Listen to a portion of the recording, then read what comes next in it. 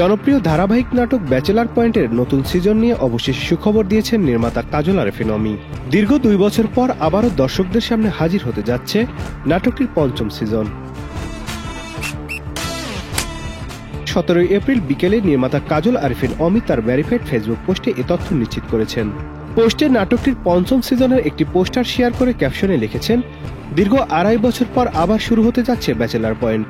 এটা তো আমি ডে 1 থেকে বুঝছি। প্রথম প্রচারিত হয়েছিল 2018 সালে, তবে নাটকটির যাত্রা শুরু হয় 2017 সালেই।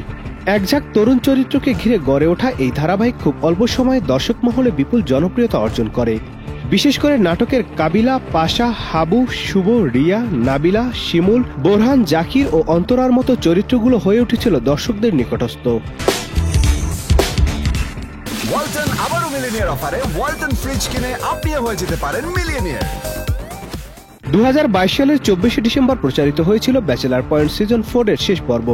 এরপর থেকেই দর্শকরা সিজন 5 এর অপেক্ষায় ছিলেন। মাঝে একাধিকবার গুঞ্জন উঠলেও এবার নির্মাতা অমি নিজেই গণমাধ্যমে নিশ্চিত করেছেন, খুব শীঘ্রই আনুষ্ঠানিক ঘোষণা দিয়ে দর্শকদের সুখবর দেবেন তিনি।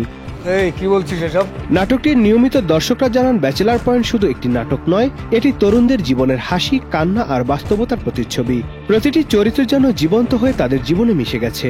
নাটকটির বিভিন্ন চরিত্রে অভিনয় করেছেন মারজুক রাসেল, জিয়াউল হক পলাশ, চাষি আলম, সাবিলা নূর, সঞ্জানা সরকার, ফারিয়া শাহরিন, শারাফ আহমেদ জীবন, সুমন পাটোয়ারি, পারশা ইভানা, আশুতোষ সুজন, মনিরা মিঠু, আব্দুল্লাহ রানা, পাবেল ও শিমুল সহ অনেকেই।